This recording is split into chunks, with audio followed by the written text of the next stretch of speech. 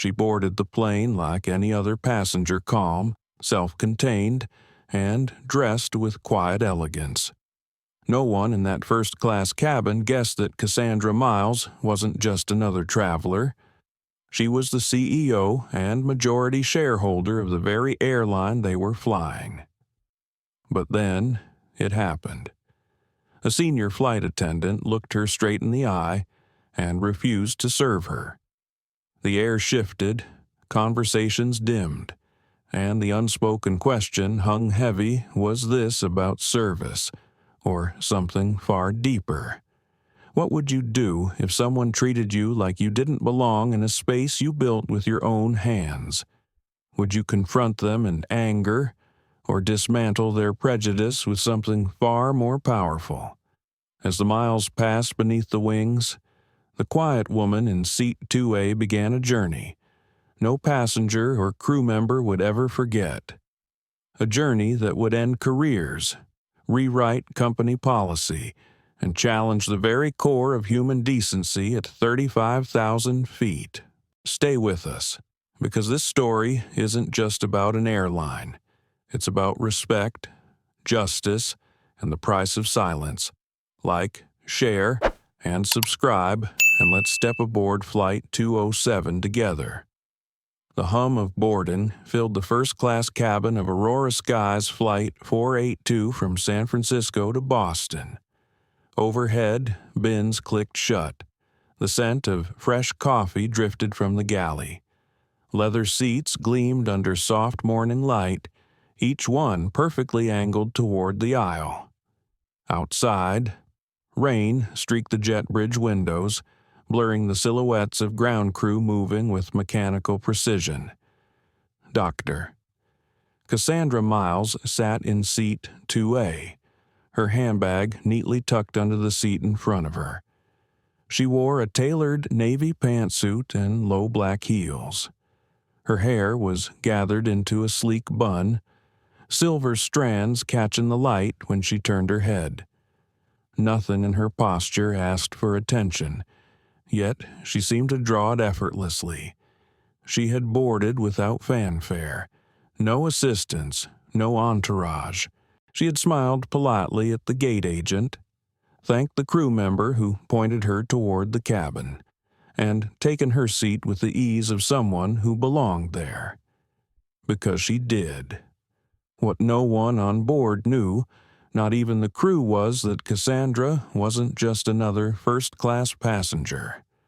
She was the CEO and majority shareholder of Aurora Sky's Airlines, and today she was traveling incognito. For months, letters and emails had landed on her desk quiet, unassuming complaints from passengers of color. They spoke of being treated differently, not denied service outright, but approached with less warmth, fewer options, cooler tones, not enough to make headlines, but enough to leave a mark. Cassandra had read every word. She had thought about the patterns, the possibilities, and the truth she already suspected. Bias didn't always shout. Sometimes it whispered, and whispers, unchecked, could rot an entire culture. So she decided to see for herself. No corporate entourage. No pre-flight warning to the crew. Just her, a notebook, and a flight like any other. She was still adjusting the cuff of her sleeve when the voice came. "Ma'am, I think you might be in the wrong seat." Cassandra looked up. The flight attendant, Harper Lane, stood tall in her crisp uniform, a tray balanced effortlessly in one hand. Her blonde hair was pinned neatly at the back, her lipstick a sharp shade of red that matched the trim of her jacket. The expression on her face wasn't curiosity, it was certainty, wrapped in polite disapproval. "I'm sorry," Cassandra said evenly. "This is first class," Harper replied, her tone smooth but cool. "Maybe you got on the wrong plane." The words landed with a sharpness that belied the softness of her voice. Conversations around them stilled. A man in 2B glanced over his newspaper. A woman in 3A lowered her phone. The quiet that followed wasn't the absence of sound. It was the presence of tension. Cassandra's gaze remained steady. "My boarding pass says 2A. Harper's eyes flickered, just for a second, as if recalculating. Then she offered a tight smile that didn't reach her eyes. "All right, then. We'll be starting service shortly." She turned, moving toward the aisle with a bright greeting for a white man in 1C. Her voice instantly warmer, her smile suddenly alive. Cassandra sat back. She didn't sigh. She didn't frown. She simply let the moment pass, filing it quietly away. The last of the passengers boarded. Overhead, bins closed with final clicks. The cabin door thudded shut. Harper glided down the aisle, her service cart rolling smoothly beside her. "Mr. Bennett," she said warmly to the silver-haired man in 2B. "Would you like sparkling or still sparkling?" "Please," Richard Bennett replied, returning her smile. He was a retired judge, still carrying the authority of someone used to being listened to. Cassandra watched the exchange. The delicate stemware, the careful pour, the napkin placed just so. She had no issue with excellent service. She had an issue with who it was reserved for. As Harper moved down the aisle, Cassandra waited. When the cart approached again, she lifted a hand slightly. "May I please have some water?" For a fraction of a second, Harper's eyes hardened. The smile faltered. Then came the reply, "We're busy right now. Ma'am, you'll need to wait your turn." It wasn't what she said, it was how she said it. Crisp, clipped, a dismissal dressed as procedure. Cassandra lowered her hand. She looked past Harper to the galley, where a young black flight attendant, Noah Carter, was preparing a tray. His eyes flicked toward her briefly, then back to his work. The cart rolled on. Harper stopped at row 3, leaning in with a warm laugh for a pair of tech executives in tailored suits. Richard shifted in his seat. He glanced at Cassandra, then at Harper, then back again. His brow furrowed, but he said nothing. The engines outside began their low whine, a signal that pushback was near. Cassandra sat still, the leather cool under her palms. She thought of her mother's voice measured, firm, telling her as a young woman that dignity wasn't about silence or noise. It was about knowing exactly when to speak. Not yet, she thought. At the rear of the cabin, Noah stacked cups on a tray, glancing up now and then. He had only been with the airline 3 months. He knew the rules. He knew Harper had seniority. But something about the way she skipped over 2A, it didn't feel like an oversight. It felt like a decision. The intercom crackled. "Good morning. Folks, this is your captain, Elias Monroe. We're just waiting for clearance to push back. Should be on our way shortly." Cassandra folded her hands in her lap, eyes on the aisle. Harper was moving back toward the front, chatting with passengers as though nothing had happened. When she passed 2A, she didn't look down. Cassandra felt the familiar weight settle in her chest, not of humiliation, but of recognition. She had lived through enough to know what she was seeing. It wasn't a misunderstanding. It was a measure. And she had been measured in the eyes of someone who had already decided she did not belong. She picked up her phone and tapped a note: Flight 482. Harper Lane, denied water request, tone dismissive, selective warmth toward others. She set the phone down. Outside, the rain was still falling. Inside, the air was starting to feel tight. This was only the beginning. The rain outside had softened to a mist, streaking the windows in thin silver lines. Inside the cabin, the hum of the engines was steady, patient. Harper Lane moved with the assurance of someone who had done this 1,000 times, her posture straight, her smile ready, but the smile never touched 2A. She stopped at the row ahead, crouched slightly to speak to a middle-aged man in a tailored gray suit. "Would you care for champagne to start your morning, sir?" Her voice was warm, almost musical. He accepted with a grin. She poured, tilting the bottle just enough to create a fine crown of bubbles in his glass. She added a linen napkin to the armrest with a little flourish before rolling the cart forward again. Cassandra Miles watched, her face neutral, her eyes calm. She had learned long ago not to flinch in the moment. Every reaction, every decision had to be deliberate. She was not here to trade insults. She was here to see. Richard Bennett glanced sideways, then looked down at his folded hands. His throat tightened with the discomfort of a man who had seen the imbalance but could not quite bring himself to name it. Years on the bench had taught him to wait until all the evidence was in. But this was not a courtroom. This was a cabin, 30,000 feet from neutrality. From the galley. Noah Carter emerged, his steps measured. He was carrying a tray of juices and water, eyes scanning the cabin. He caught Cassandra's gaze for the briefest second. There was something there, an unspoken acknowledgement, before he shifted his attention back to his work. Harper leaned in toward a young blonde woman in 1A.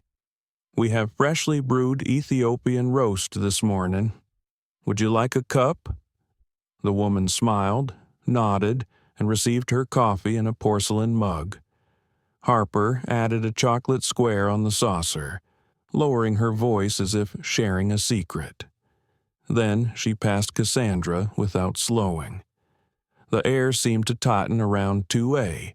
Cassandra's hands rested lightly on her knees. She did not call out. She did not tap her glass. She simply observed. Noah returned to the galley and began stacking cups. From where he stood, he could see Harper's pattern as clearly as the lines on a runway, offer warmth and extras to some, pass others with efficiency so sharp it cut. He swallowed hard, feeling the weight in his chest. Harper's cart moved to the other side of the cabin.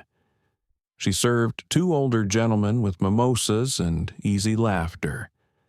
She refilled a glass before the man even had to ask. Cassandra shifted her gaze to the window. Raindrops raced each other down the glass in irregular paths. She let her eyes follow them, using the movement to ground herself. She had been in enough boardrooms to recognize performance when she saw it. Her phone rested on the seat beside her, the screen dark. She thought briefly about the email she had read in her office just weeks ago. A mother from Chicago who felt invisible on a flight to Miami. A businessman from Dallas who had been told a menu item was unavailable, only to watch it served to another passenger minutes later. Stories so small they could be dismissed, yet so consistent they could not be ignored. This morning, those stories were no longer words on a screen. They were alive, playing out 3 feet in front of her. Richard cleared his throat. A low sound. Cassandra glanced at him, his lips parted, as if he might speak.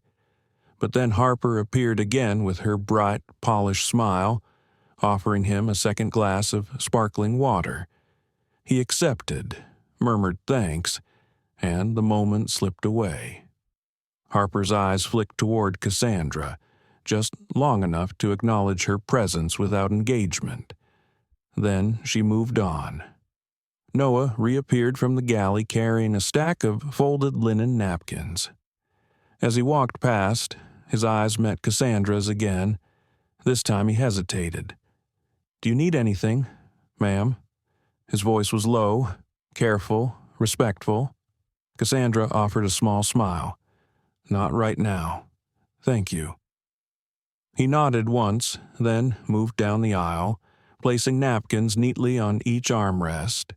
But, in his head, a quiet storm was building. He had been taught to treat all passengers equally, to see service as a reflection of the airline's values. Watching Harper now, he wondered if the values on paper were the same as the ones practiced in the aisle. Harper rolled the cart toward the galley, pausing to chat with the young woman in 1A again. Cassandra noticed the way Harper's shoulders softened, the way her laughter lingered before she moved on. Noah slipped into the galley behind her, placing the napkins down and starting on a new tray. Harper's voice floated back to him. Be mindful of your service order. Noah, follow the flow. Senior staff set the pace. Yes, ma'am, he said, but his tone was tight. Back in 2A, Cassandra adjusted her seat slightly, turning toward the aisle. She could feel the subtle shift in the cabin. The young Latina businesswoman across the aisle was watching Harper now, too, her eyes narrowing slightly each time Harper passed without stopping at Cassandra's row. The engines deepened their tone as the plane pushed back from the gate. Safety instructions began over the loudspeakers, but the quiet unease between 2A and the galley did not move. Cassandra picked up her phone and tapped another line into her note. Consistent pattern of selective engagement, warmth offered to white passengers, minimal interaction with others. She saved the note and set the phone down again. Outside, the runway blurred in the light rain. Inside, the distance between seats felt smaller, the air a little heavier. Richard folded his newspaper, his fingers tapping against the armrest. Long flight ahead, he murmured. Cassandra turned to him, her expression calm. We'll see, she said softly. The cabin lights dimmed slightly for takeoff. Harper passed once more, checking belts and bins, offering last smiles. None of them landed in 2A. Cassandra's breathing stayed even. She had waited years for opportunities to act at the right moment. She would wait again, but the ledger in her mind was already filling when the engines roared and the plane began its ascent. Cassandra looked out the window at the climbing sky. In the reflection of the glass, she saw her own face, still and composed, but behind the stillness was the kind of resolve that did not need to announce itself to be felt. This was not over. The seatbelt sign blinked off with a soft chime. The cabin tilted gently as the plane leveled into its climb, the hum of the engines settling into a steady rhythm. The clouds outside were a pale blur, stretching in long sheets across the morning sky. Harper Lane emerged from the galley with the service cart, her polished smile already in place. She stopped at 1A, setting down a fresh cup of coffee with the care of someone placing a delicate gift. A warm laugh, a quick lean in for a quiet remark. Then the cart rolled forward. Champagne glasses clinked as she replenished them in 1B and 1C. Cassandra, Miles watched, her eyes steady, her posture relaxed but alert. She had been in countless meetings where the real conversation happened in what was unsaid, where the decisions were made before the discussion even began. She could read the signals here, too. Harper's tone lifted when speaking to certain passengers. Her hands lingered when offering a glass. Her shoulders eased when leaning toward the right faces. The cart rolled to Richard Bennett in 2B. Harper's voice softened. Would you care for another sparkling, Mr. Bennett? Richard shook his head politely, his hand resting on the folded newspaper in his lap. Harper gave him a warm nod, the kind that conveyed familiarity. then looked toward Cassandra without lowering her voice. "We're busy right now, ma'am. You'll have to wait your turn." Cassandra had not even spoken. She had only raised her hand slightly, a quiet request, but the words came as if she had interrupted something vital. She kept her voice level. "May I please have some water?" Harper's smile was professional but tight. "We'll get to you when we can." The words hung in the air for a moment, small but heavy. Cassandra let her hand drop. She did not push back. The cabin around her felt smaller, the space between rows more constricting. In the row across the aisle, the young Latina businesswoman looked up from her tablet, eyes following Harper for a moment longer than before. Harper moved on, her tone bright again for the couple in 3A and 3B. She poured wine, offered snacks, even placed a chocolate on their armrests. Cassandra watched the entire exchange with the patience of someone collecting data rather than defending pride. In the galley, Noah Carter was restocking glasses. From his vantage point, he could see Harper's movements, her sequence of service. He saw who got offered extras without asking and who was approached with minimal words. His jaw tightened. He had been told during training that first-class service was about anticipation, about treating each passenger as if they were the only one in the cabin. What he was watching now did not match that vision. When Harper returned to the galley to refill the wine bottle, Noah glanced toward 2A. Cassandra was looking out the window, her expression unreadable. He considered stepping out to offer her something himself, but stopped. He was still on probation. Harper had seniority. Speaking out could mean trouble. Back in the cabin, Richard shifted in his seat. His eyes had followed Harper's pattern all morning, and now he felt the weight of it. He cleared his throat softly. "Would you like me to get the attendant for you?" he asked Cassandra in a low voice. Her gaze turned to him, calm and steady. "Thank you, Mr. Bennett. But no, I'm all right." There was no edge in her tone, no bitterness, just control. Richard nodded and looked down at his newspaper again.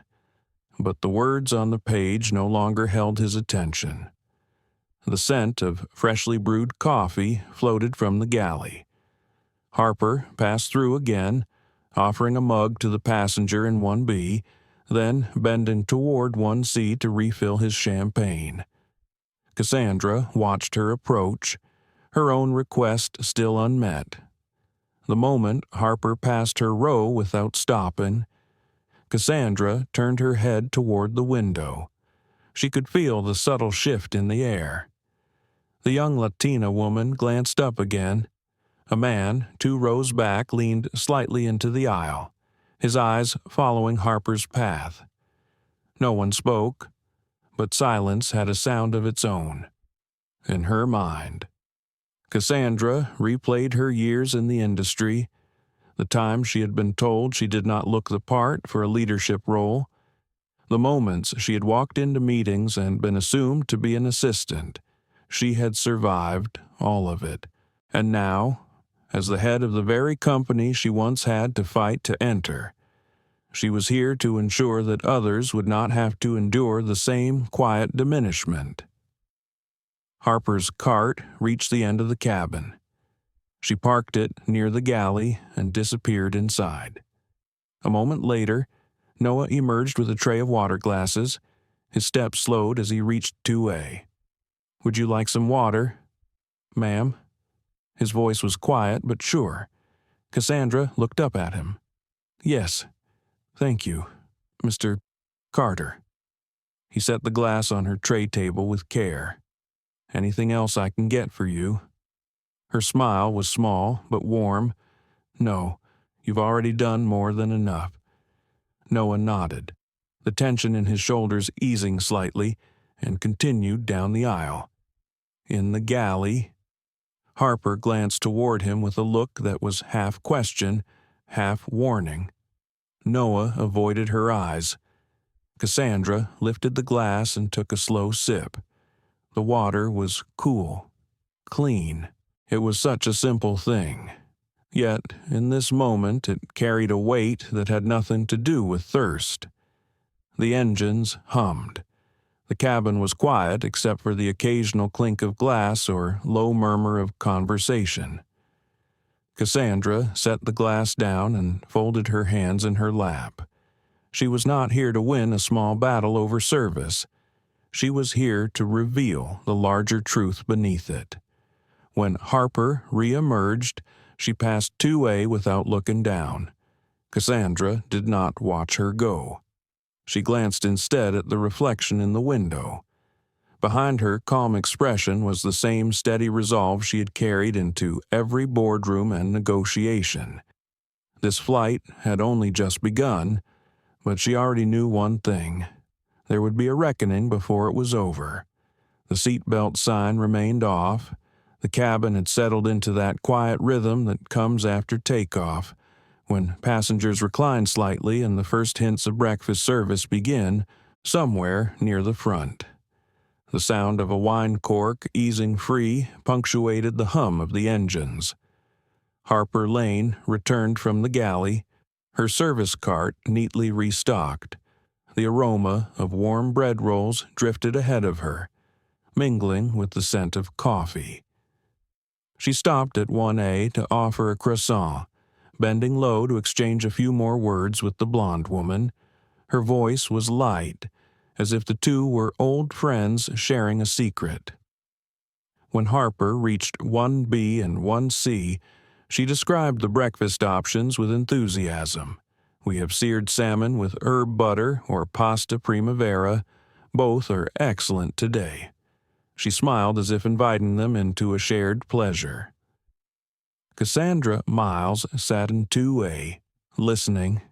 She knew that the pasta primavera was the vegetarian option. She waited until Harper turned toward her row. "I have a dietary restriction," Cassandra said evenly. "Could I request the vegetarian option for lunch?" Harper's eyes flicked toward her tray as though checking an invisible list. "We ran out of that one. You'll have to take what's left." Her tone was clipped, the warmth absent. She moved to face Richard Bennett in 2B without pause. "Would you prefer the salmon or the pasta, Mr. Bennett?" "Both are excellent." Richard's head turned sharply toward her.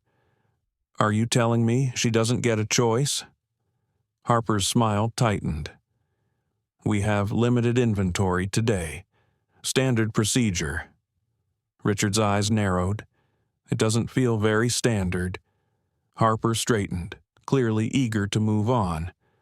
She pivoted toward the next row, her smile blossoming again as she addressed the couple behind them. Cassandra looked at Richard, her expression calm. "Thank you, but it's fine," she said softly. She was not fine, but her patience was deliberate. She was cataloging each interaction in the galley. Noah Carter had heard enough of the exchange to piece together what had happened. His stomach tightened. He had been taught that service discrepancies could happen because of supply limits, but the quick shift in tone, the offering to one passenger immediately after denying another, did not feel like a shortage. It felt like choice. The young Latina businesswoman across the aisle glanced between Cassandra and Harper. She whispered something to her seatmate in Spanish, the words carrying a sharp edge. Cassandra returned her gaze to the window. Outside, the sky had opened into a soft blue, the rain clouds left far behind, but inside, the air was thicker, heavier. She'd seen this pattern before in other contexts, a smile for some, indifference for others. In a boardroom, it could be masked as oversight. On a flight, it was exposed for what it was. Noah stepped into the aisle with a tray of beverages. His voice was low when he reached Cassandra's row. "Can I get you anything?" "Ma'am, water, tea." Cassandra looked up at him and allowed a small smile. "Water would be lovely. Thank you." He nodded and moved toward the galley. Harper's gaze followed him, her expression tightening. Noah returned moments later with a chilled glass, setting it gently on Cassandra's tray table. "Here you go, ma'am," he said softly. "Thank you." "Mr. Carter," Cassandra replied. Their eyes met for a moment, the silent exchange one of mutual understanding. The couple behind Cassandra leaned slightly forward, clearly aware of the undercurrent. The man in 3A raised his eyebrows at his companion before returning to his meal. From her seat, Cassandra could see Harper's jaw clench as she continued serving further down the aisle. There was a tension in the way she moved now, as though the act of being observed had unsettled her. Richard leaned closer to Cassandra. "She's going out of her way to ignore you," he said quietly. Cassandra's gaze remained forward. "She's not ignoring me. She's making a point." Richard frowned. "And you're just going to let it slide? I'm not here to cause a scene," Cassandra said. "I'm here to see the truth. And now I have." Her words lingered between them, not defensive, but final. In the rear galley, Harper paused to adjust the coffee pots. She caught her own reflection in the stainless steel paneling and looked away quickly. The rhythm of the cabin was different now. Passengers were quieter, more watchful. She could feel their eyes even when they weren't looking directly at her. Cassandra took another sip of water, her mind sharpening. She thought about the time she'd been told that bias in service was just perception, that most people did not mean anything by it. Yet here she was, in a setting where every action was visible, every difference in tone measurable. There was no hiding from this evidence. Noah moved past her row again, offering a tray of warm nuts to passengers in 1B and 1C. Harper's voice could be heard at the other end of the cabin, bright and engaging with a pair of tech executives. The young Latina woman across the aisle caught Cassandra's eye and gave a subtle nod. It was a small gesture, but it carried the weight of recognition. Cassandra returned the nod. From the cockpit, the captain's voice came over the intercom. "Ladies and gentlemen, we've reached our cruising altitude. We expect smooth skies ahead." His tone was calm, reassuring. In 2A, Cassandra sat back against the leather seat. Her hands were folded loosely in her lap, but her mind was anything but relaxed. She knew what she had seen, and she knew what it meant. The next move would be hers. The cabin had grown quieter, the kind of stillness that comes when a pattern begins to take shape and everyone is aware of it, but no one has spoken its name. Cassandra Miles sat in 2A, her gaze steady on the aisle. She had allowed enough time for courtesy to prevail, for professionalism to find its footing. It had not. Every passing moment added another line to the record she was building in her mind. Harper Lane moved down the opposite aisle, her voice bright for the man in 3D. She placed a small plate of cheese and crackers on his tray, added a folded linen napkin, and laughed lightly at something he said. The laughter faded as she turned and caught sight of Cassandra watching her. Harper's smile thinned. She pivoted away, making a slow pass toward the galley. Cassandra reached up and pressed the silver call button above her seat. A soft chime rang overhead. A few heads turned. Harper glanced back, saw the light above 2A, and continued walking without acknowledgement. Cassandra pressed it again. This time, she tapped twice in quick succession. The chime repeated, sharper in the silence. Conversations that had been murmuring in the background fell quiet. Harper's stride changed. She moved toward 2A with brisk steps, the kind that carried more annoyance than service. When she reached the row, her voice was clipped. Yes, Cassandra looked up at her. Calm. I'd like to speak to the captain. Harper blinked once, caught off guard. He's busy with final checks. He can't come out right now. That's fine, Cassandra replied evenly. Please let him know I'm requesting to speak with him immediately. Harper hesitated. Her lips parted as if to object. But before she could speak, Richard Bennett's voice cut through the quiet. She has every right to speak to the captain. His tone carried the weight of someone used to being heard. We all saw what happened, and frankly, I think it's time someone did something about it. The ripple moved through the cabin like a sudden wind. Heads turned. The young Latina businesswoman sat forward in her seat. The man in 3A leaned out into the aisle. Passengers exchanged glances, some with surprise, others with something closer to relief. Harper's face flushed. She looked from Richard to Cassandra, then back again. Words seemed to stick in her throat. She turned without another comment and walked toward the front of the cabin. Noah Carter stepped out of the galley just in time to see her disappear behind the cockpit door. His eyes moved to Cassandra, a question in them. Cassandra gave the smallest nod. The cabin door opened, and Captain Elias Monroe stepped into the aisle. Tall, broad-shouldered, with streaks of silver in his hair. He carried himself with the steady presence of a man who had spent decades at the controls of a jet. His eyes scanned the cabin once before landing on Cassandra. "Dr. Miles," he said, his voice steady and clear. "It's been a long time. What seems to be the issue here?" The recognition in his voice was unmistakable. Harper's head snapped around. Confusion etched across her face. "You know her." Monroe turned to her without missing a beat. "Yes, I do. She is the reason I am still flying today, and the reason you have a job." Cassandra rose slowly from her seat. She did not raise her voice. She did not gesture, but her presence filled the space. "Captain," she began, her tone measured. "I've been on this flight for over 20 minutes. I've made 3 polite requests for water, for a meal option, for basic service, and each time I was ignored, dismissed, or denied.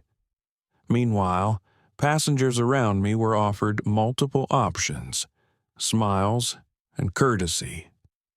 The difference in treatment was not accidental. It was intentional." Harper opened her mouth. "That's not true. She's exaggerating." "I didn't mean." Monroe lifted a hand. "Let her finish." Richard stood, placing a hand lightly on the seat in front of him. "Captain, I saw it too. She's not exaggerating. I almost spoke up earlier, but it kept getting worse. The rest of us were treated like VIPs. She was treated like she didn't belong here." The Latina businesswoman across the aisle nodded. "I saw it. It was clear as day." Noah stepped forward, his voice careful but firm. "Sir, I witnessed it as well. I tried to help. I brought her water after it was denied. I heard the tone, and I saw the difference." Harper spun toward him, disbelief flaring. "Noah, what are you doing?" Noah's shoulders straightened. "What's right?" Monroe turned back to Harper. "Do you understand who Dr. Miles is?" Harper shook her head slowly. "She's a passenger. She's the CEO of Aurora Skies Airlines," Monroe said. The words fell into the cabin with a weight that made the air feel heavier. A collective gasp moved through the rows. Someone whispered, "Oh my God." A man in row 3 muttered, "That explains everything." Harper's face drained of color. "I didn't know," she said, her voice shaking. Cassandra's gaze was unwavering. "You didn't care. That's the problem." Harper looked around, searching for an escape that wasn't there. The silence pressed in. "This isn't about me." Cassandra continued. "It's about how easily a woman like me can be overlooked, dismissed, even insulted because of assumptions, because of the way I look. The seat I paid for didn't change that. The smile I offered didn't matter. But what does matter is what happens next." Monroe nodded slowly. "With your permission, Dr. Miles, I would like to remove Ms. Lane from first-class service for the remainder of the flight. I will assign Mr. Carter to this cabin." Cassandra gave one short nod. "That's appropriate." Monroe faced Harper. "You will report to the rear galley for the rest of the flight. We will review this incident upon landing." Harper's lips trembled, but she said nothing. She turned and walked down the aisle toward the back, every step heavy. The curtain closed behind her with a soft thud that seemed to change the air in the cabin. Noah moved toward Cassandra's row, holding a chilled bottle of water. He placed it on her tray table with quiet respect. "Is there anything else I can do for you?" Ma'am Cassandra looked at him, saw the sincerity in his eyes, and smiled. "Just keep being who you are. That's more than enough." Around them, the cabin remained hushed. It was not the silence of fear now, but of realization. Something important had just taken place, and the flight was far from over. Captain Elias Monroe remained in the aisle for a moment longer, his presence filling the narrow space between rows. The quiet hum of the aircraft was the only sound. He looked at Cassandra Miles with a mixture of respect and gravity. "Dr. Miles," he said in a lower tone meant only for her, "I want to personally apologize for what has happened on this flight. This is not how we do things here." Cassandra met his gaze steadily. "I appreciate that, Captain, but I didn't come here for an apology. I came here to see if the reports I've been reading had any weight. Now I know." Elias nodded once, the corners of his eyes tightening. "Understood." He turned to Noah Carter, who was standing just a step behind. "You're in charge of first-class service now. Mr. Carter, make sure everyone here is taken care of." "Yes, sir," Noah replied, the nervousness in his voice replaced by something firmer. The captain then addressed the entire cabin, his voice carrying without strain. "Ladies and gentlemen, thank you for your patience. We'll continue our flight as scheduled, and I assure you, you are in good hands." His words were meant to calm, but they also carried an unspoken message order had been restored. He returned to the cockpit, closing the door gently behind him. The curtain at the rear of the cabin swayed slightly as Harper Lane moved behind it, now out of sight. The change was immediate. The tension in the air shifted, loosening just enough for people to breathe more easily. Conversations began again in low tones. Noah approached Cassandra's seat with a service towel over one arm, the kind of gesture reserved for the most attentive care. "Dr. Miles, may I offer you your choice of beverage and snack to start?" She inclined her head slightly. "Water will do for now, and whatever vegetarian option we actually have on board." He gave a small smile. "We have pasta primavera. I'll have it prepared for you." Richard Bennett leaned back in his seat, letting out a slow breath. He turned toward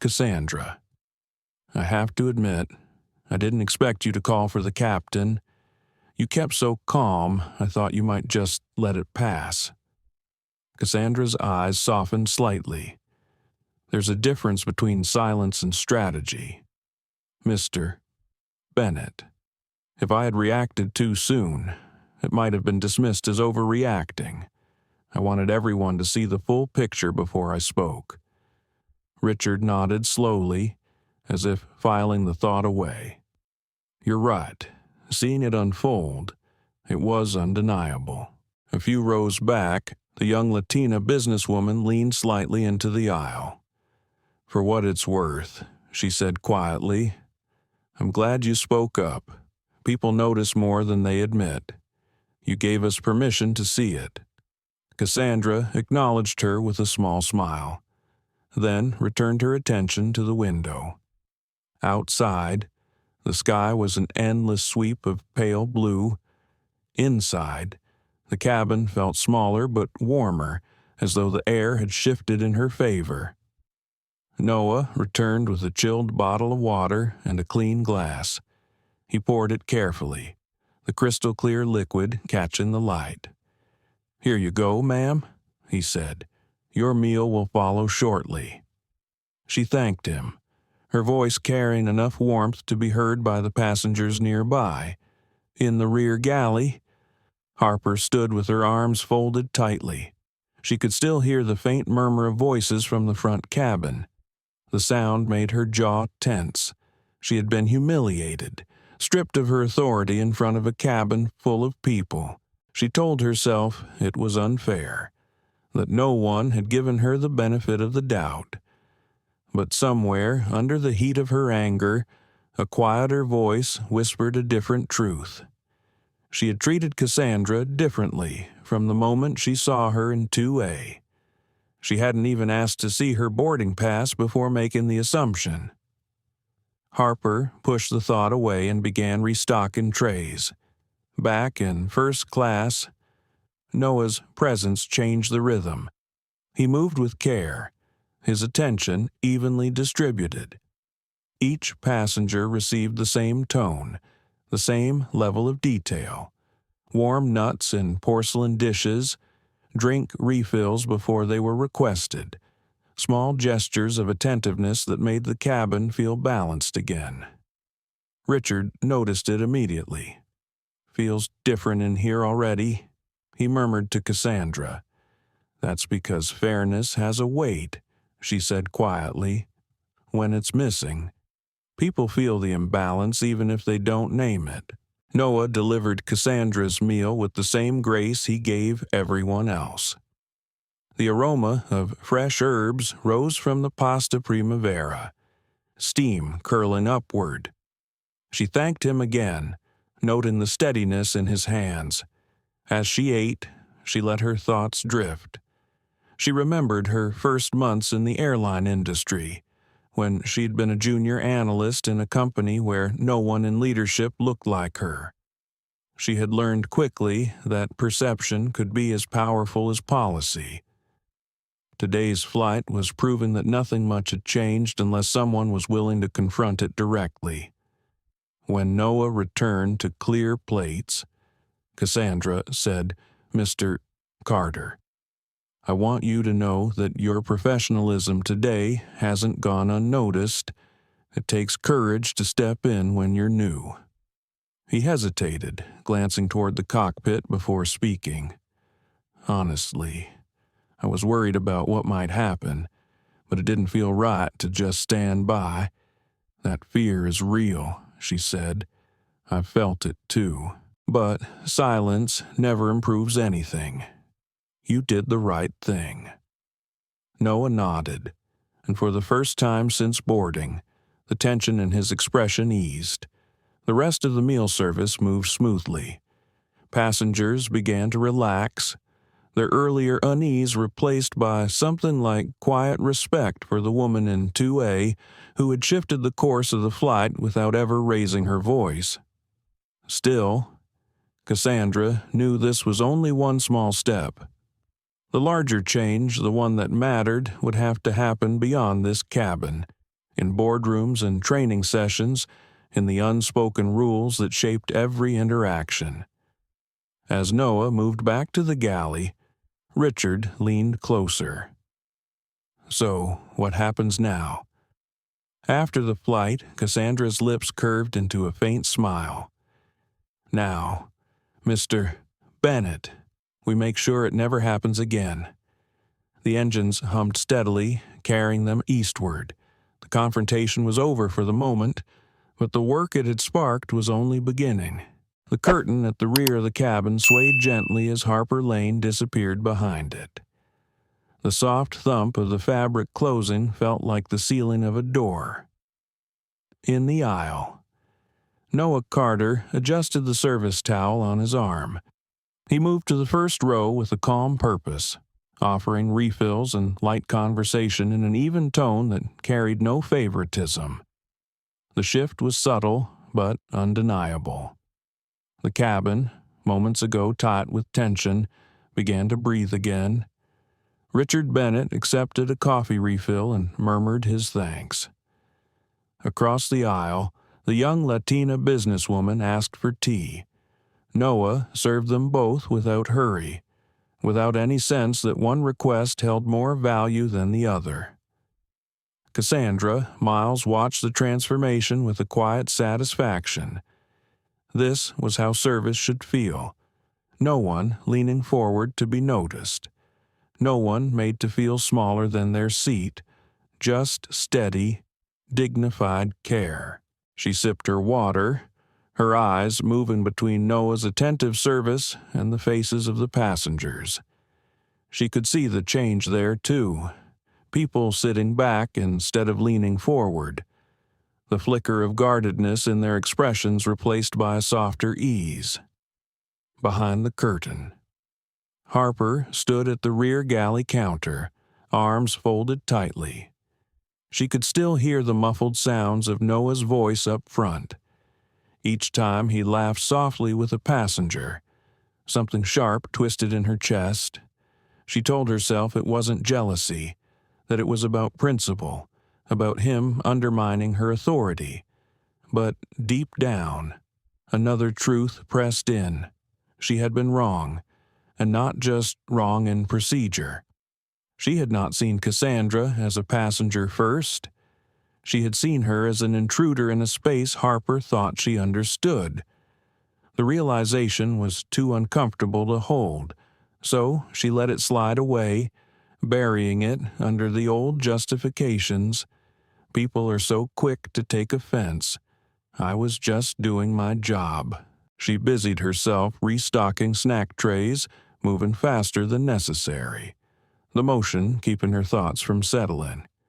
In the front, Noah reached Cassandra's row with a small plate of fruit and a linen napkin. "A light refreshment before we begin dessert service," he said softly. Cassandra inclined her head. "Thank you." As he stepped away, Richard leaned toward her. "I've been flying for decades. I've seen bad service before, but this, it was something else. It was intentional." Her eyes stayed on the plate in front of her. Yes, and intentional behavior needs intentional correction. Richard studied her for a moment. "That's why you called the captain. That's why I'm on this flight at all," she replied. Her tone was calm, but there was a current under it, a quiet fire that had been there since boarding. Richard recognized it.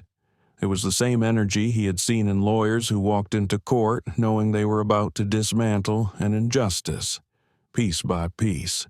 Noah returned to clear plates from the front row. His movements were steady now, his earlier nerves replaced by the focus of someone who understood the weight of his role. Each thank you he received seemed to strengthen his resolve. Cassandra watched him closely. She had seen many young employees crumble under the pressure of doing the right thing. Noah had not. That mattered. Her mind began to move ahead, past this flight, past the landing in Boston. She imagined the conversations she would have with her leadership team, the directives she would write. The incident in 2A would not be just another complaint buried in a file. It would be a turning point. She glanced at Richard. "Have you ever written for a national audience?" "Not in years," he said, surprised. "Why? Because people need to hear from witnesses as much as from those directly affected. If you're willing, your voice could help push this beyond one flight." Richard considered it, his expression tightening in thought. "I'll think about it." Noah approached again, this time with dessert. He presented a small plate with a slice of cheesecake and fresh berries. "For you, Dr. Miles, and of course, I can offer something lighter if you prefer."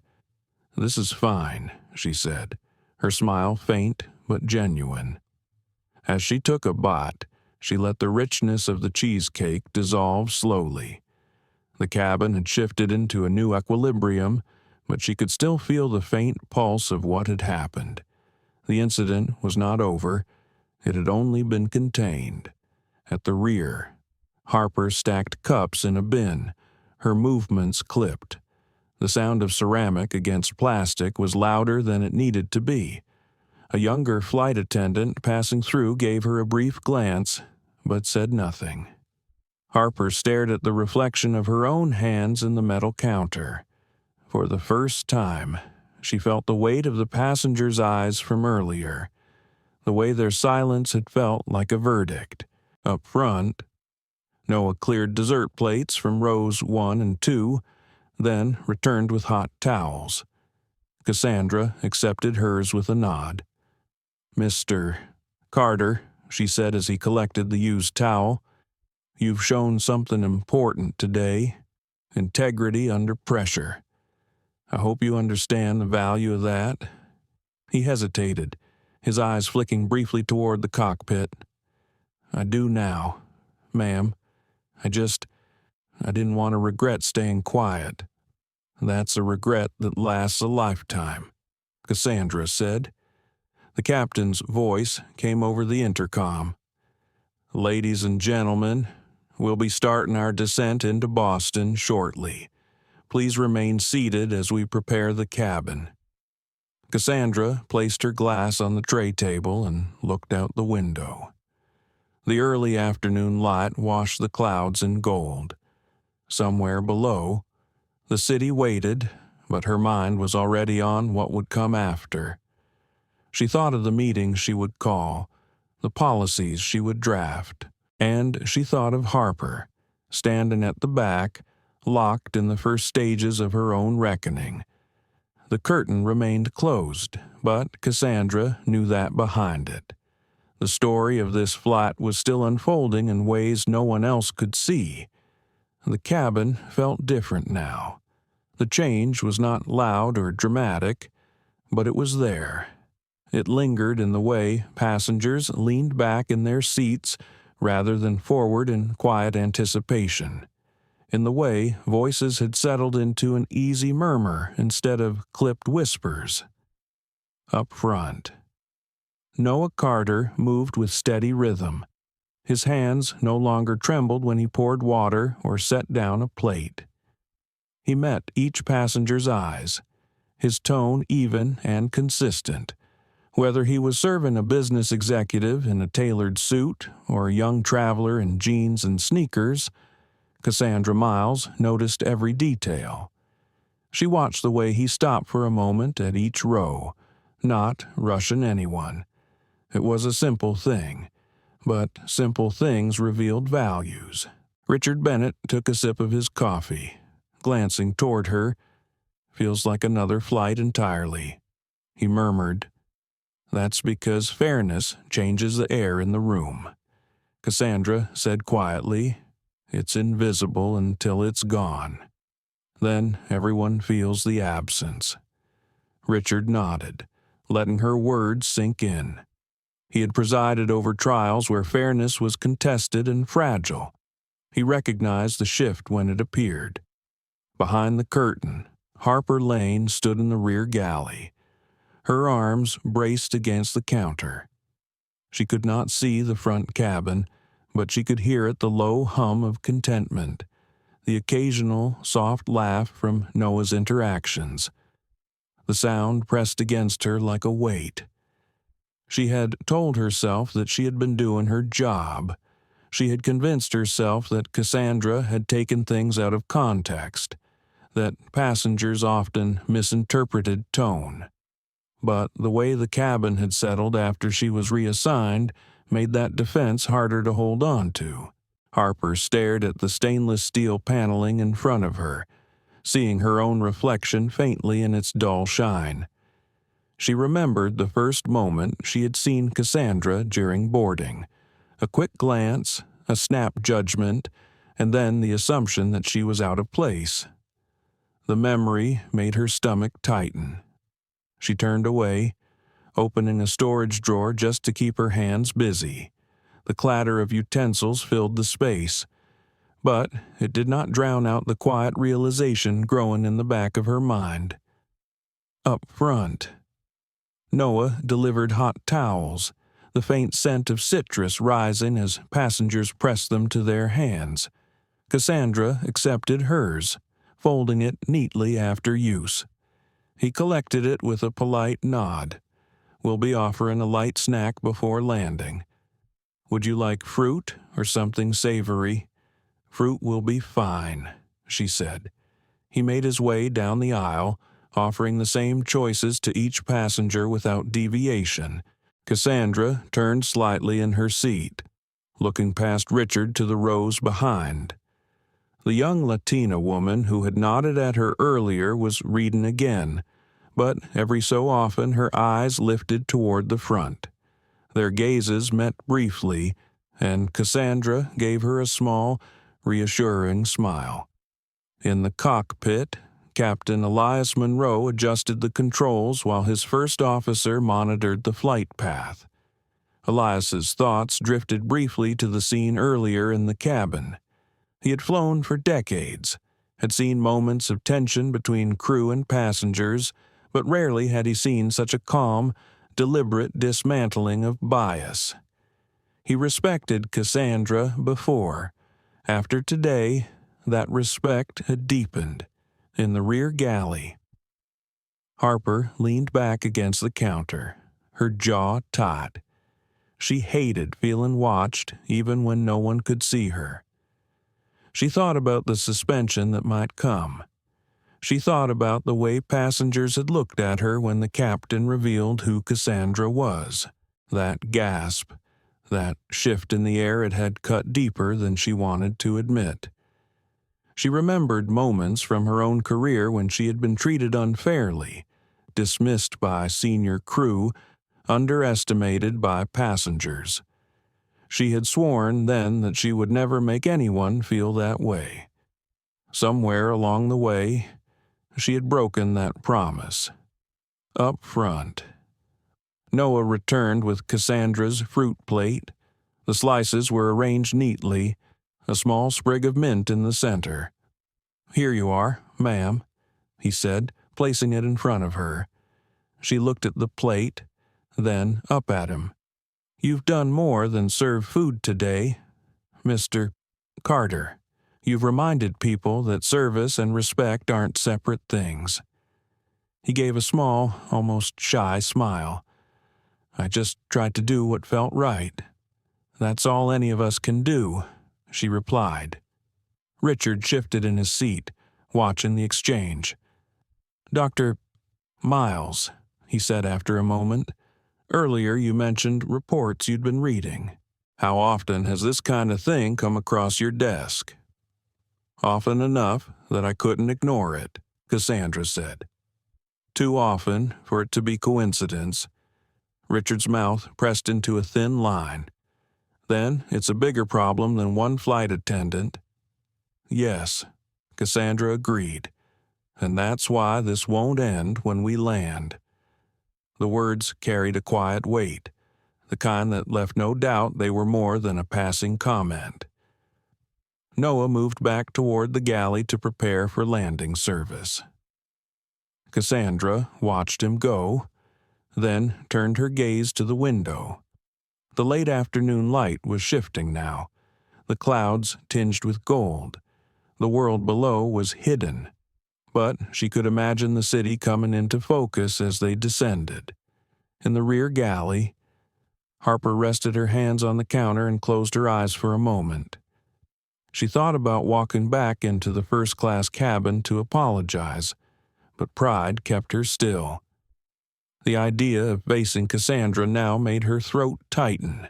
Up front, passengers began to adjust their seats, gathering their belongings in preparation for descent. Noah checked each row, his tone consistent, his movements unhurried. When he reached Cassandra again, he said quietly, "We'll be landing soon. Is there anything else I can get for you before we prepare the cabin?" "No," she said, "but thank you for asking." As he moved on, Richard leaned closer.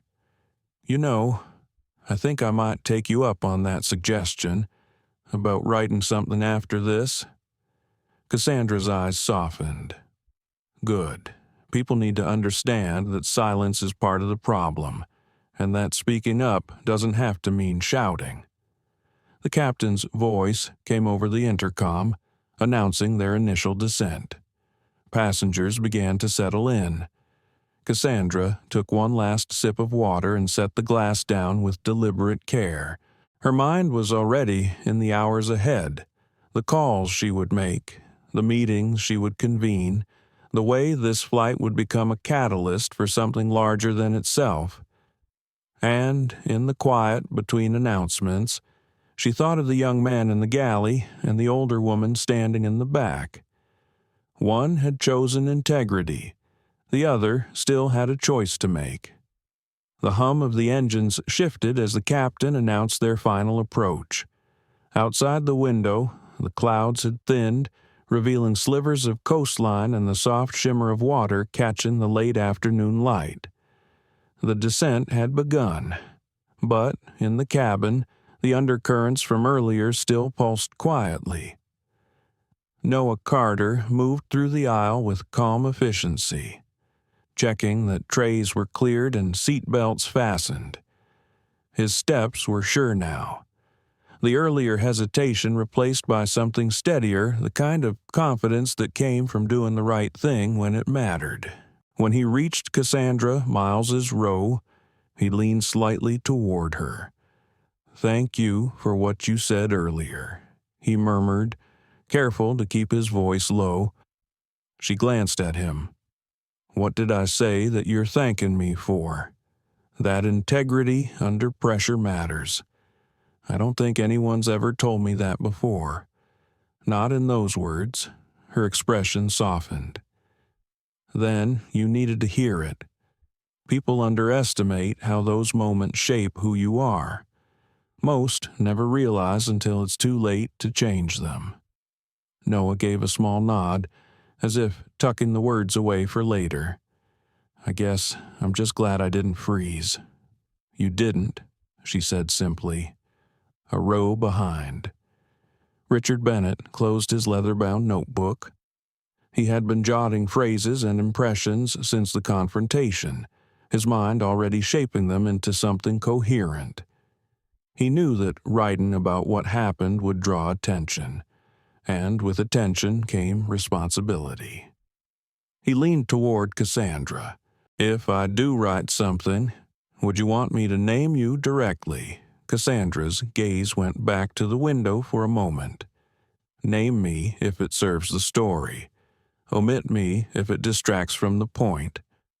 What matters is that the behavior gets exposed, not that my name is attached." Richard studied her, noting how her answer carried no hint of self-promotion. She wasn't after personal recognition, she was after change. In the rear galley, Harper Lane stacked cups in a bin, her motions sharper than necessary. She had avoided making eye contact with Noah during his trips back, focusing instead on restocking and folding linens. But the echo of her earlier choices lingered. She could not shake the memory of the passengers' faces when the captain had revealed Cassandra's role. She remembered the flicker of shock, the way the energy in the cabin had shifted instantly. For the first time in her career, she wondered if she had crossed a line she could not uncross up front. Noah began securing the galley for landing. The clink of serviceware and the hiss of coffee pots being drained filled the space. Cassandra sat back, feeling the faint change in pressure as the aircraft descended. Richard spoke again, his tone thoughtful. "You know, I've presided over trials where bias wasn't obvious until someone described it in detail. That's what happened here. If you hadn't handled it the way you did, it might have gone unnoticed." "That's the danger," Cassandra replied. "When bias hides under professionalism, people excuse it. They say it's a misunderstanding, or they blame it on stress, and if you point it out, they call you sensitive." Richard exhaled slowly. "I've seen that. I've probably let it slide myself in the past." "We all have," she said gently. "The question is what we do after we recognize it." The seatbelt sign chimed on, and passengers began adjusting their seats. Noah moved quickly, but without rush, making sure bags were stowed and latches secured. When he returned to Cassandra's row one last time, she said, "You handled yourself well today, Mr. Carter. I imagine the next few days might be complicated for you, but remember the truth has a way of surviving scrutiny." He smiled faintly. "I'll hold on to that." In the rear galley, Harper braced herself against the counter as the aircraft tilted slightly in descent. She thought about approaching Cassandra to apologize before they landed, but the thought of speaking the words aloud made her throat tighten. Pride was heavy, and it sat between her and the action she knew she should take. The captain's voice returned over the intercom. "Cabin crew, prepare for landing." Noah took his jump seat in the front, across from Cassandra's row. Their eyes met briefly. A silent acknowledgement passing between them, a recognition that the events of this flight were not finished simply because the wheels would soon touch down. Cassandra turned her gaze out the window. The city was coming into focus now. Streets and rooftops arranged in a tidy pattern below. From this height, it all looked orderly, untouched by the frictions that defined life on the ground. She thought about the meeting she would call within hours of landing, the questions she would ask her senior team.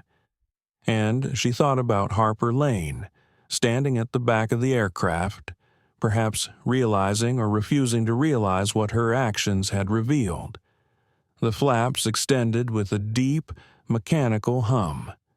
The nose tilted slightly upward, and the view of the water gave way to the outline of the runway in the distance. Richard leaned back, his hands resting on the notebook in his lap. He had made his decision. He would write the op-ed. He would not just tell the story. He would challenge the industry to address the quiet, persistent bias that could poison even the most polished service. In the cockpit, Captain Elias Monroe kept his hands steady on the controls. The earlier scene still lingered in his mind, but now it came with a clarity. Leadership was not just about flying the plane. It was about the choices made in the cabin as much as the ones made in the air. The landing gear deployed with a muted thud. The runway drew closer, the city stretching out in every direction. Cassandra took a slow breath, her fingers resting lightly on the armrest. She could feel the moment crystallizing in her mind. The entire flight condensed into a set of lessons, some for her, some for her crew, and some for an industry that too often looked the other way. The tires met the runway with a firm, controlled impact. A rush of air filled the cabin as the engines reversed thrust, slowing them quickly. As the aircraft taxied toward the gate, Passengers reached for their phones, unlocking them with eager swipes. The mundane rhythm of post-landing activity began overhead, bins opening, seat belts clicking free, but Cassandra remained seated, her movements unhurried. Change, she knew, did not happen in the rush.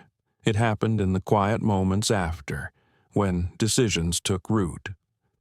Noah unbuckled and stepped into the aisle, assisting passengers with their bags. His tone remained warm, his posture upright, as though determined to end the flight the same way he had salvaged it, with steady respect.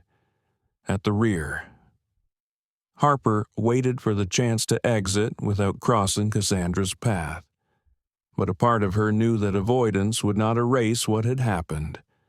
The memory of it would follow her long after the aircraft was emptied. Cassandra stood at last, gathering her bag. Richard rose beside her. Their eyes met, briefly allies forged not by design, but by shared witness. The door opened, and cool terminal air spilled into the cabin. Cassandra stepped into it, already carrying the weight of what she intended to do next. The jet bridge was cool and quiet compared to the cabin. Cassandra Miles stepped onto it with the same unhurried pace she had carried throughout the flight. Her bag rolled smoothly behind her, the steady click of its wheels echoing softly in the narrow passage. Richard Bennett walked alongside her, his notebook tucked under his arm. He was quiet, but it was not the silence of hesitation. It was the silence of a man turning thoughts into something sharper. In the cabin behind them, Noah Carter helped the last passengers retrieve their bags. He gave each one a polite farewell, his tone genuine even for those who had barely spoken to him during the flight. When the aisle was clear, he began his final sweep, checking for stray items and securing the galley. Harper Lane lingered at the rear, avoiding eye contact with him. She busied herself with folding the jump seat harness and stowing service carts, but her mind was elsewhere on the conversation she knew was coming. Cassandra reached the gate area, where the bustle of the terminal swallowed the quiet of the bridge. She glanced toward the airline operations desk just beyond the seating area. A uniformed ground manager stood there, scanning the arriving passengers. He spotted her instantly and approached with brisk steps. "Dr. Miles," he said, his tone respectful but tinged with urgency. "I was told to expect you. Do you have a moment to speak in the operations room?" "Yes," she said, "but we'll make it brief." Richard started to follow, but Cassandra held up a hand. "I'll meet you at baggage claim in 20 minutes. Wait for me there." He nodded, understanding that whatever was about to happen wasn't meant for an audience. The manager led her into a small side room with a desk, 2 chairs, and a muted monitor showing flight statuses. Another man stood waiting tall, mid-40s, with a badge identifying him as the station supervisor. "Dr. Miles," he said as she entered, "we've been made aware of an incident in first class. Captain Monroe sent a preliminary report during descent. I wanted to hear directly from you before we proceed." Cassandra placed her bag beside the chair and sat. "I'll give you a clear account, and then I expect a formal investigation to follow. But let's be very clear. This isn't just about one incident. It's about a pattern." As she spoke, she detailed the sequence of events: Harper's initial dismissiveness, the refusal of service, the imbalance in tone between passengers, the open hostility when Cassandra asked a simple question. She described Noah's intervention, the captain's decision, and the shift in cabin atmosphere after Harper's reassignment. The supervisor listened, his jaw tightening as she spoke. "I appreciate your clarity," he said when she finished. "This will be addressed immediately. It will. Cassandra agreed, but not just with her. I want to see a review of the entire first-class crew training protocol. I want unconscious bias testing built into every performance review for customer-facing staff. And I want the internal complaint process revised so passengers receive documented responses instead of vague apologies. The room was quiet for a moment. The manager and supervisor exchanged a glance. They both knew her influence went beyond one station or one flight. "I'll begin the report tonight," the supervisor said. "You'll have it on your desk within 48 hours. "Good," Cassandra said, standing, "because I'll be in touch with the board by morning." In the cabin, Harper stood by the galley door as Captain Monroe stepped out of the cockpit. He gave Noah a brief nod of approval before turning to Harper. "Can you step into the jet bridge with me for a moment?" he asked. Her stomach dropped. "Of course, Captain." The narrow space outside the cabin was quieter now. Most passengers already gone. He faced her squarely. "I've been flying for 30 years. "Harper," he began, "I've had crew members make mistakes before, but I can't remember the last time I saw a situation de-escalated only by removing a senior attendant from service mid-flight. That's a problem. I didn't mean for it to escalate," she said quickly. "She took it the wrong way. I was." He held up a hand.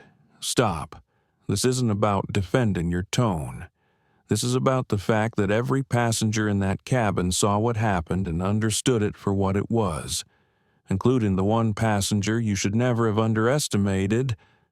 Harper's jaw tightened. "I didn't know who she was." "That's exactly the point," he said evenly.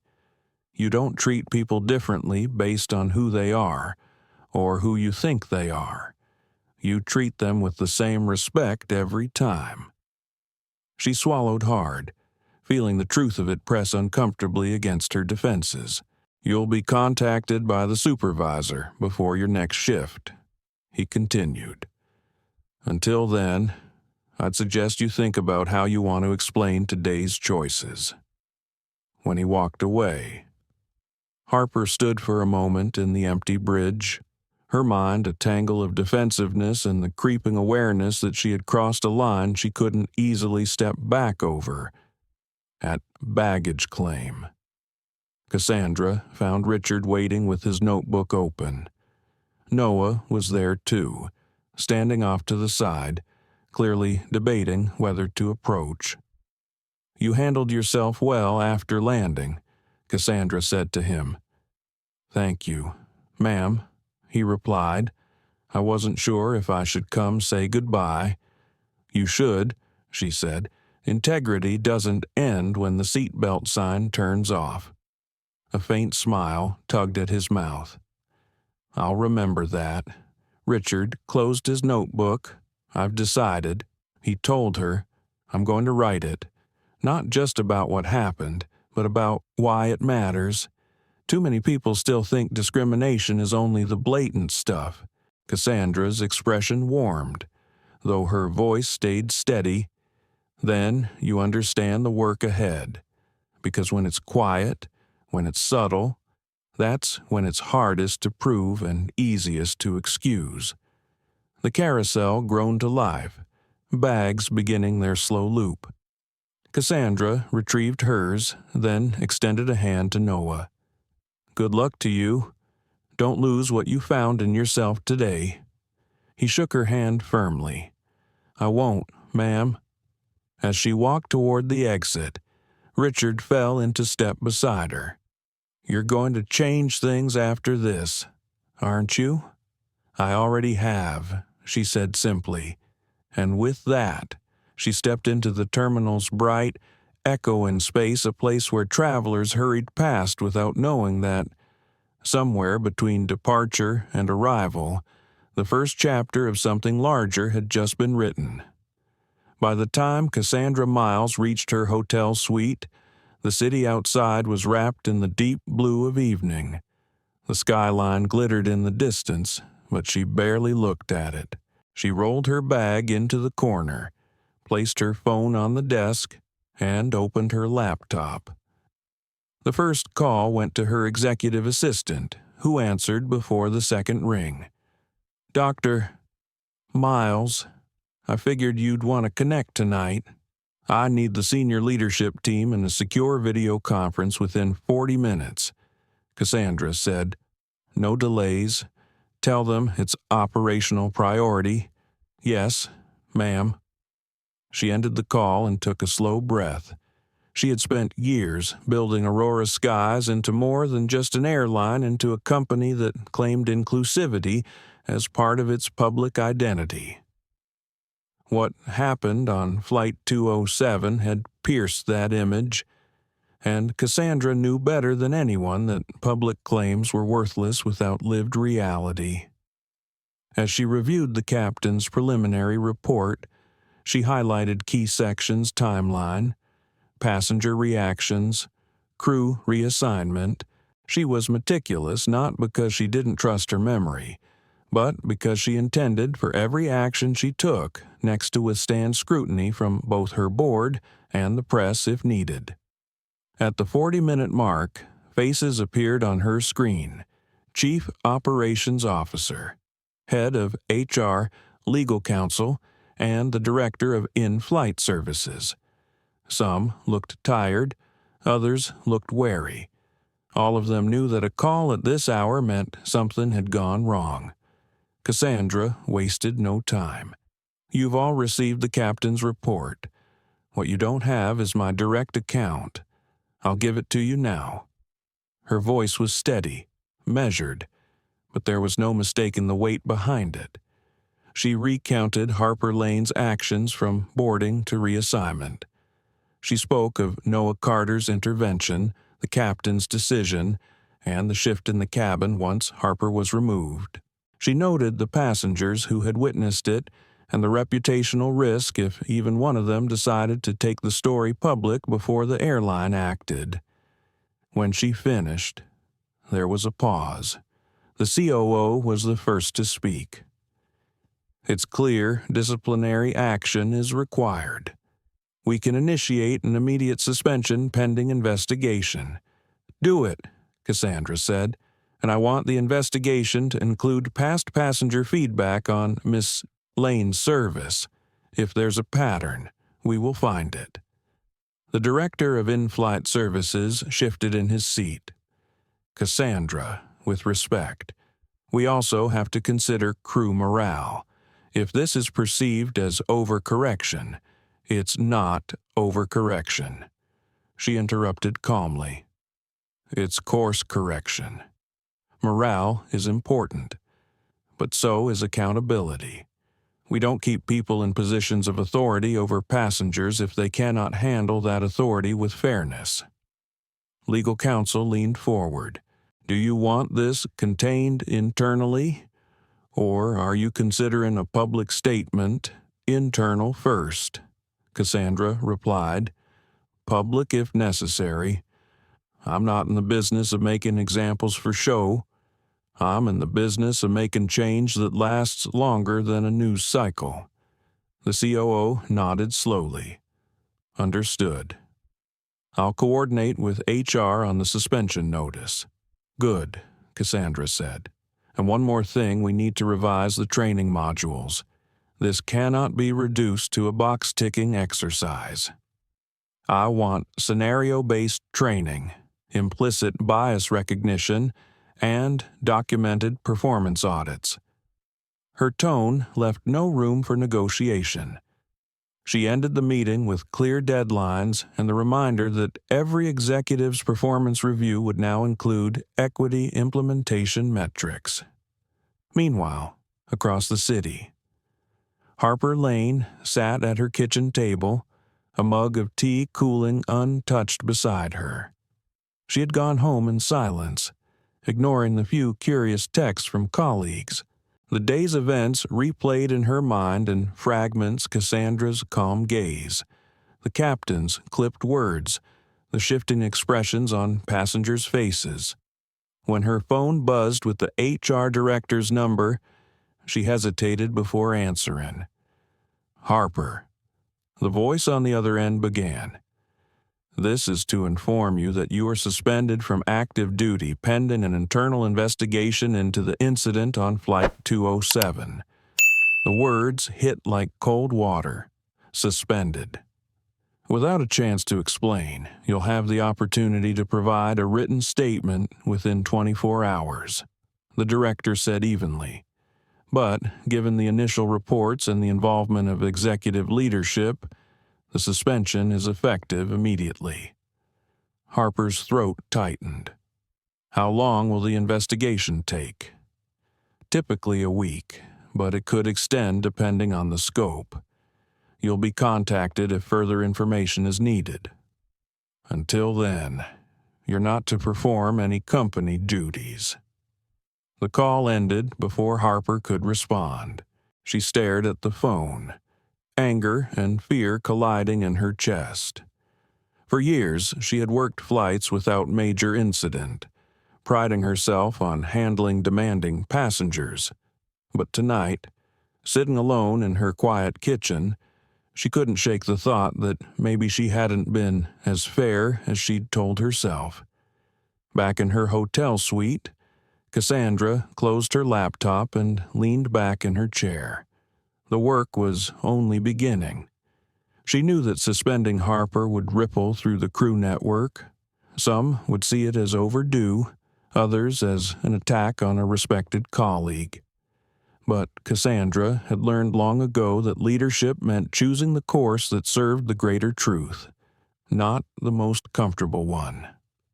Her phone buzzed with a message from Richard Bennett. Dinner tomorrow. My treat. I have an outline I want you to see. She smiled faintly. Dinner works, but only if you're ready for me to challenge every sentence. Wouldn't expect anything less, he replied. Noah Carter's name appeared next. Thank you for backing me up today. I hope I didn't cause trouble for you, Cassandra typed back. Doing the right thing doesn't cause trouble. It reveals it. She set the phone down and allowed herself a brief moment to look out at the city lights. Somewhere out there. Passengers from Flight 207 were telling their versions of what happened. Maybe some would keep it to themselves. Maybe others would tell it over dinner tables or in social media posts. Either way, the truth was already moving beyond her control, and that was fine, because she had already set the real work in motion. In another part of the city, Harper poured her untouched tea down the sink. She stood at the counter, staring at the blank page of the statement form she'd been emailed. She wasn't sure whether to defend herself or admit fault. The words felt slippery before she could even write them. She picked up a pen, then set it down again. For the first time in her career, Harper Lane wasn't certain what version of the truth she believed. The week after, Flight 207 was a blur of reports, statements, and closed-door meetings. Cassandra Miles returned to headquarters with her usual quiet presence. But every department knew her focus had narrowed. Conversation stopped when she walked through a corridor, not because she was feared, but because everyone sensed this was one of those moments that would define the airline's next decade. On the 7th day, the investigation report landed on her desk. She read every word: passenger interviews, crew testimonies, archived performance reviews. Harper Lane's record told a story she already suspected, nothing dramatic enough to trigger past disciplinary action, but patterns in passenger feedback that hinted at a consistent edge in her treatment toward certain customers. The language in the comments was coded, but Cassandra had learned to read between the lines. By noon, she had called a meeting with the director of in-flight services and HR. They sat across from her, folders in hand. Termination is warranted. HR began. There's enough here to justify it on both conduct and company policy grounds. I agree, Cassandra said. But it's not just about ending her employment. This has to be a turning point. We need to ensure our people understand why this happened and why it matters. The director nodded reluctantly. Some crew will see this as management throwing one of their own under the bus. Then they'll need to learn that fairness isn't optional, Cassandra replied. If we compromise on that, we compromise on everything. While HR prepared the official notice, Cassandra drafted a memo to all employees. It began simply, "The integrity of our service is measured not by how we treat those who can benefit us, but by how we treat those we think cannot."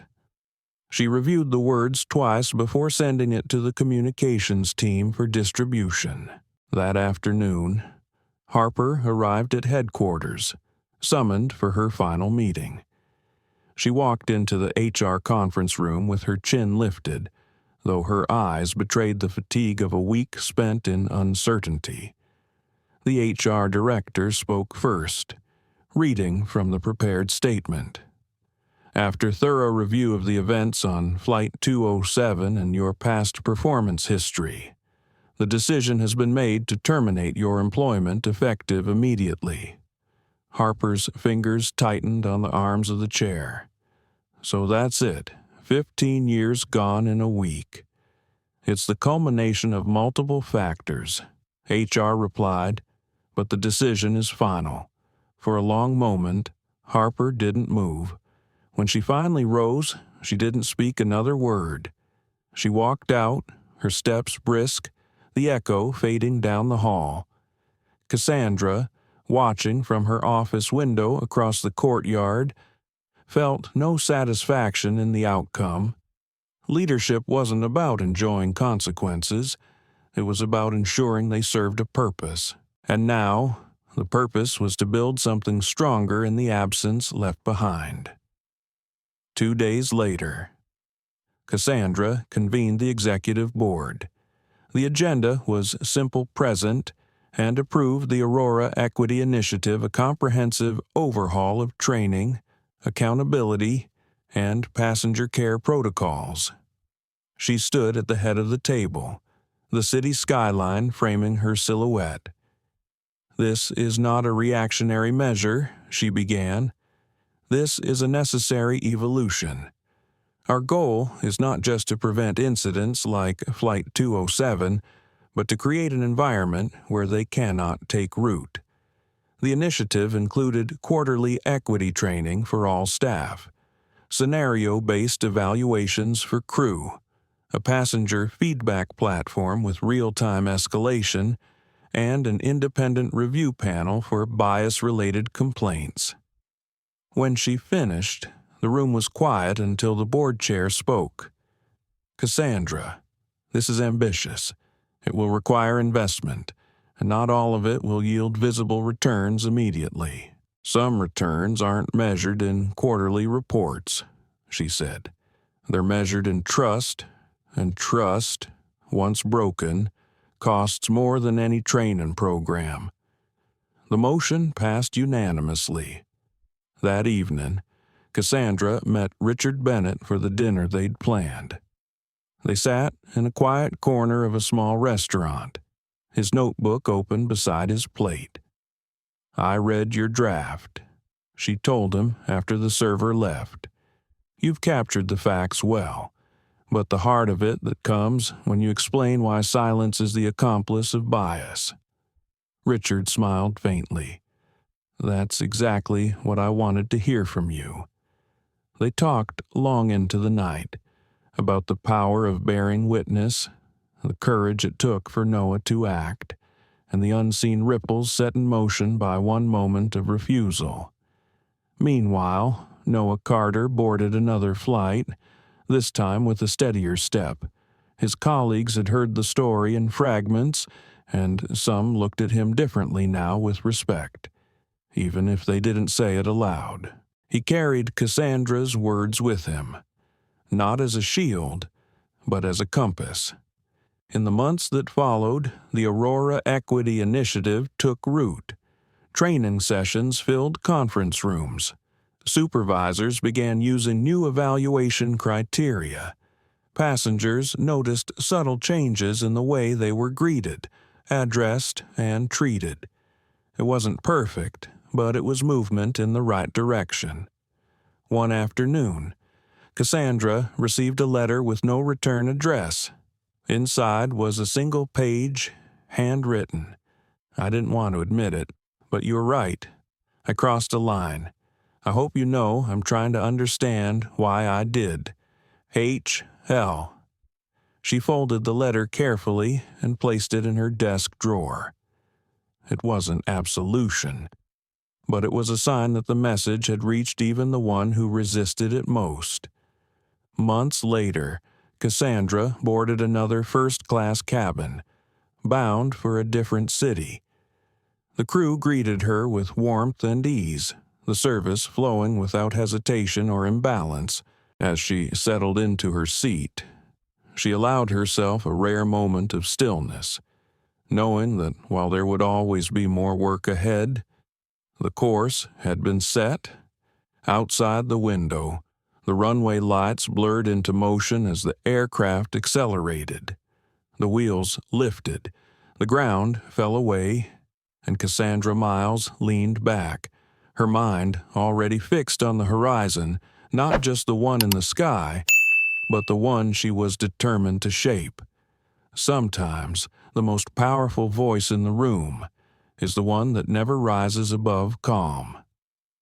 Cassandra Miles didn't need to shout to change the course of an airline. She simply refused to let injustice pass unnoticed. Her quiet strength reminded us that prejudice doesn't always arrive wearing a sign. Sometimes it hides in the smallest gestures, the softest tones, the moments we tell ourselves maybe it's nothing. But it is something. It always is. On Flight 207, one act of bias was met with the steady hand of leadership, and from that, an entire culture began to shift. The lesson, respect, is not optional. It's the ground we all stand on in the air and everywhere. If this story moved you, let it move you to action. Speak when it's hard. Stand when it's easier to sit. And never, ever let silence become consent.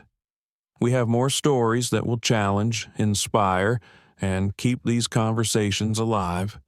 Like, share, and subscribe, and join us for the next journey. Because change is a flight we take together.